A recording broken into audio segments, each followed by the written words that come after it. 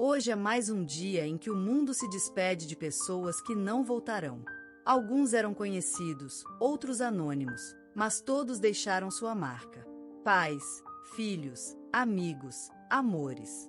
Histórias que agora vivem apenas na memória. Este vídeo não é só uma lista de nomes. É um tributo silencioso àqueles cuja jornada terminou. Assista até o fim.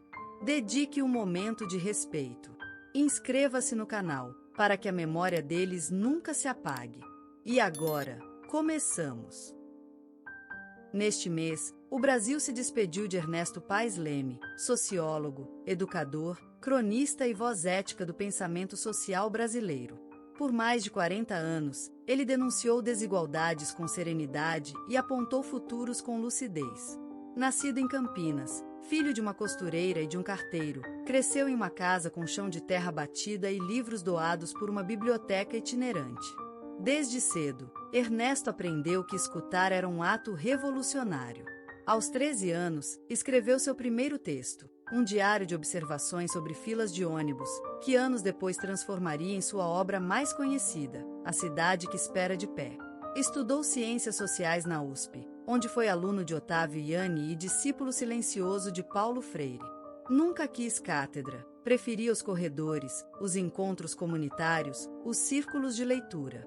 Em 1997, fundou o Instituto Escuta Brasil, que promovia debates públicos entre jovens de periferia e pensadores nacionais.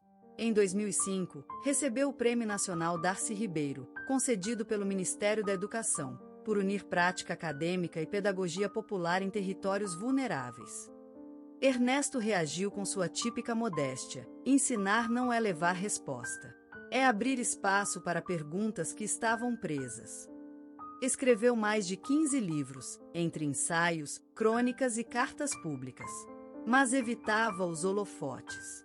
Dizia que a vaidade é uma forma de surdez.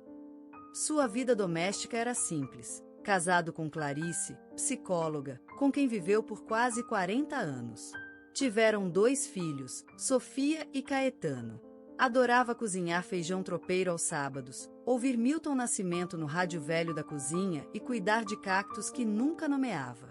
Durante a pandemia, criou uma série de podcasts chamada Caminhos que Respiram, onde lia cartas reais de educadores do sertão. Os episódios tornaram-se referência em programas de formação docente no país. Ernesto nunca se aposentou. Em abril, fez sua última palestra, um encontro virtual com professores de escolas públicas do Acre. Estava cansado, mas sorria. Terminou dizendo: "O Brasil ainda cabe dentro de um círculo de escuta. É só desenhá-lo com cuidado." Morreu em Campinas, na mesma rua em que escreveu seus primeiros pensamentos, ainda adolescente. Sua escrivaninha permanecia organizada, com um bilhete preso na luminária. Antes de falar, tente escutar o silêncio. Ernesto Paes Leme deixou para trás não apenas memórias, mas uma era inteira encarnada em suas palavras, ideias e alunos. Neste mês, o Brasil se despediu de Helena Duarte, atriz, dramaturga e defensora incansável da cultura popular, que dedicou mais de 5 décadas à valorização das vozes invisibilizadas do país. Nascida em Salvador, filha de uma professora de literatura e de um pedreiro, Helena cresceu entre livros emprestados e ensaios de capoeira. Desde criança sentia que a rua era palco e que toda mulher preta do bairro era uma personagem esperando ser escrita. Aos 17 anos, fundou um pequeno grupo teatral com amigas, que mais tarde viria a se tornar o Coletivo A Linha, uma das iniciativas culturais mais importantes do recôncavo baiano. Helena estudou artes cênicas na Universidade Federal da Bahia. Mas sua verdadeira formação veio das ladeiras de São Joaquim, das rodas de samba, dos terreiros.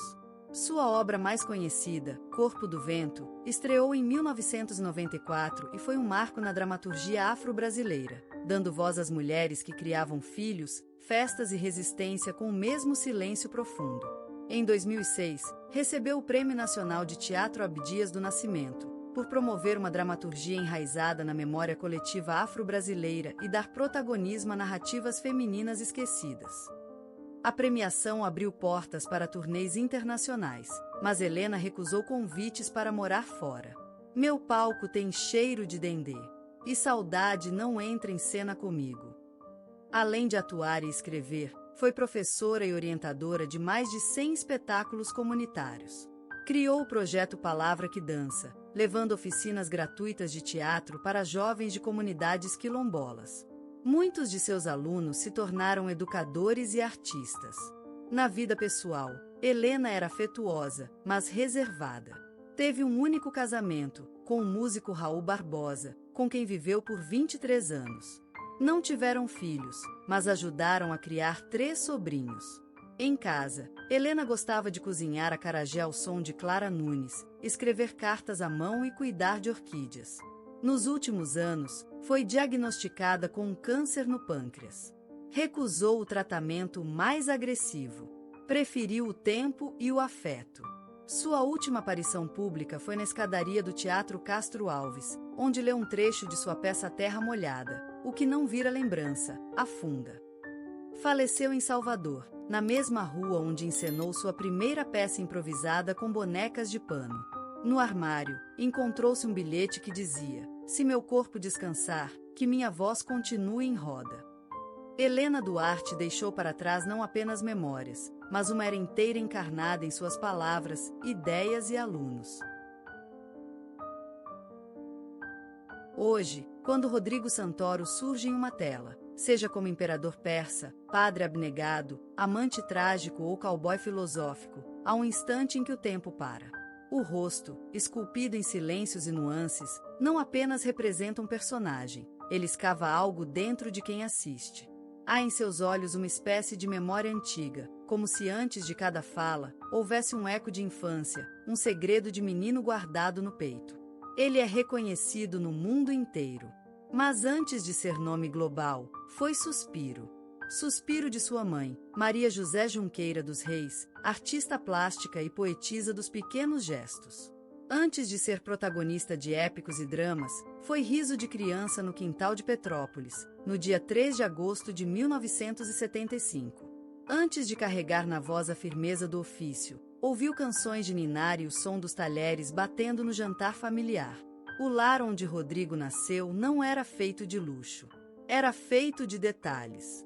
O cheiro de tinta a óleo, os vinis do pai, Francesco Santoro, engenheiro italiano de fala comedida e olhar terno, as plantas da varanda, o baú com desenhos infantis. Na casa, falava-se baixo, mas amava-se alto. O silêncio era hábito, mas nunca vazio. Era contemplação. A infância de Rodrigo foi marcada mais por sensações do que por datas. Lembranças vêm em fragmentos. O frio das manhãs serranas, a luz dourada do fim de tarde entrando pela janela, o som das folhas secas sob os pés. Um boneco de pano com quem dialogava por horas. Um espelho oval onde via-se não como era, mas como poderia ser. O medo do escuro e das tempestades, e a voz da mãe, cantando suavemente para espantar os trovões. Dorme, menino, que a vida é breve, mas os sonhos são eternos. Havia uma árvore no quintal. Rodrigo subia nela não para colher frutas, mas para imaginar histórias. Ali, nas alturas modestas do galho mais grosso, inventava aventuras com espadachins, piratas, reis e viajantes do tempo. A arte nasceu ali, não como ambição, mas como instinto. Na solidão confortável do quarto, desenhava rostos. Repetia falas que ouvia na televisão. Aprendia a chorar em silêncio, para não preocupar os pais. Já era ator antes de saber o que a palavra significava. Era sensível demais para os jogos de poder da escola. Observava mais do que falava. E quando falava, escolhia cada palavra como se fosse pétala ou flecha. Rodrigo cresceu em meio à harmonia e à introspecção. Seus primeiros passos foram embalados por música clássica, samba antigo e discos de bossa nova que seu pai punha aos domingos. A infância foi um tempo suspenso, de escuta, de sonho, de silêncio cheio. E nesse silêncio, algo acendeu. Não se tratava apenas de querer ser artista. Era algo mais profundo, a vontade de compreender o mundo por dentro. De ser ponte. De traduzir a emoção dos outros. De ser forma para o invisível. Antes de ser o ator que o mundo reverência, Rodrigo foi um menino sentado no chão, fascinado pelas sombras dançando no teto. Viu ali não escuridão, mas palco. Não ausência, mas possibilidade. Na adolescência, Rodrigo não caminhava, ele flutuava, entre silêncios e sobressaltos, entre a timidez e um fogo que ardia sem nome. Na escola, não era o mais falante. Também não era invisível. Era aquele menino dos olhos atentos, que parecia estar sempre escutando algo além da aula, algo que não vinha do quadro negro, talvez o som do próprio coração. As manhãs começavam cedo em Petrópolis, com o cheiro do café da mãe se espalhando pela casa e os jornais amassados sobre a mesa do pai. Mas Rodrigo não se interessava pelas manchetes. Ele se demorava nos rostos das fotografias. O olhar de um ator, o gesto de uma atriz, o corpo dentro de uma cena. Era ali, nos detalhes, que nascia sua sede. No colégio, os colegas brincavam com sua seriedade. Tá sempre no mundo da lua, diziam.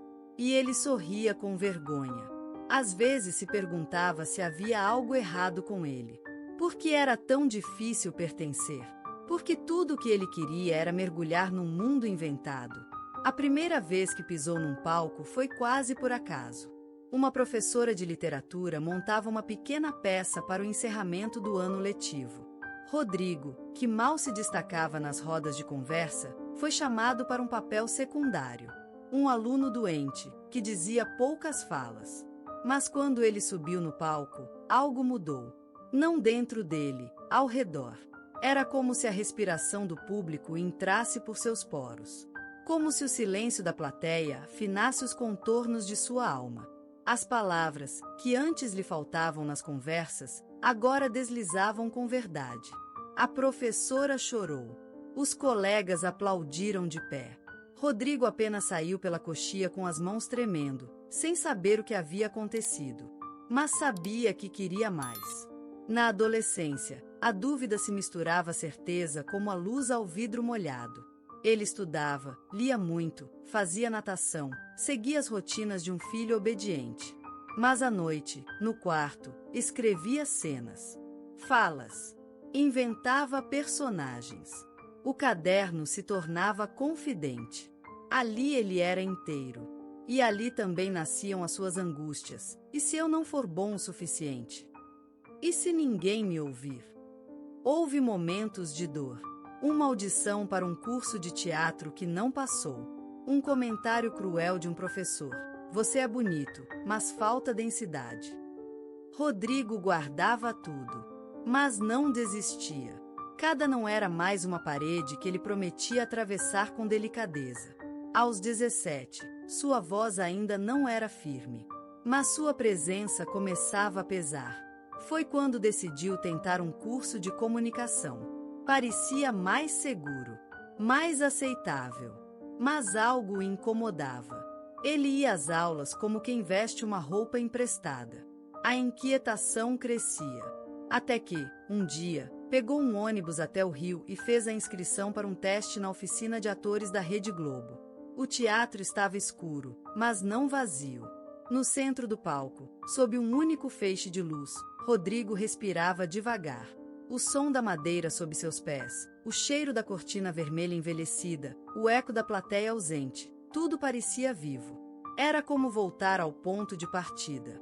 Só que agora, ele não era mais o menino que sonhava em ser alguém. Ele era. O primeiro grande papel que mudou tudo não veio com estardalhaço. Veio com medo. Medo de não estar pronto. Medo de se perder. Medo de que a voz crítica que sempre morava dentro dele falasse mais alto do que o aplauso lá fora. Foi em Bicho de 7 Cabeças, onde seu corpo foi habitado por um jovem quebrado, internado à força. Rodrigo mergulhou tão fundo no personagem que, durante semanas, carregou consigo os olhos de quem perdeu tudo. E, talvez, naquele momento, ele tenha entendido, a dor também pode ser casa. O reconhecimento veio como uma onda, forte, brilhante, inesperada. Festivais, premiações, sorrisos de estranhos, entrevistas. Mas por dentro, ele andava em silêncio. Era como se cada elogio revelasse o quão frágil ele ainda se sentia. Em noites de hotel, olhava o próprio reflexo e perguntava: você está aqui por sorte ou por merecimento? Veio Hollywood. E com ela, a necessidade de se traduzir, de explicar quem era, de caber em personagens que não foram escritos para ele. Rodrigo aprendeu novos idiomas, não apenas linguísticos, mas emocionais. Aprendeu a esconder o que doía, a sorrir mesmo quando tudo parecia incerto, a carregar o Brasil dentro do peito como uma promessa. Em 300, foi visto pelo mundo. Xerxes era poderoso, quase divino, mas por trás daquela maquiagem dourada, havia um ator que, entre cenas, escrevia poemas em cadernos pequenos. A fama o abraçou com mãos frias. Ele sorriu para fotógrafos, mas sentia saudade do silêncio de antes, da liberdade de errar sem que alguém apontasse. Vieram escolhas difíceis, projetos recusados, amigos que se distanciaram, relações que se desfizeram diante da estrada agitada. Houve traições, de parceiros, de produtores, até do próprio tempo. Houve dias em que Rodrigo desejava desaparecer, apenas para lembrar-se do que o movia. E havia sempre algo que o puxava de volta, a arte como santuário. Na perda, encontrou força. Na dúvida, buscou verdade. Em um mundo que exige máscaras, ele aprendeu a retirar as suas no palco. Cada papel passou a ser uma parte dele mesmo, fragmentos de medos, de infância, de fé. Quando interpretou o personagem em Heleno, um astro do futebol tomado por demônios internos, Rodrigo não atuou. Ele exorcizou. O sucesso exterior era inegável, mas o verdadeiro triunfo estava no que ele reconstruiu por dentro. A coragem de continuar sensível, mesmo diante do cinismo da indústria. O talento já não bastava. Era preciso resistir, criar, reaprender a amar a própria trajetória. Um dia, ao final de uma peça, um jovem se aproximou e disse: você me ensinou que é possível ser inteiro mesmo com partes quebradas. Rodrigo não respondeu de imediato. Apenas sorriu com os olhos úmidos. Porque, enfim, ele entendia. Aquele menino de Petrópolis, que ouvia boleros com o pai e escrevia medos em folhas soltas, agora era um homem que fazia do palco sua morada e do silêncio entre aplausos, sua oração.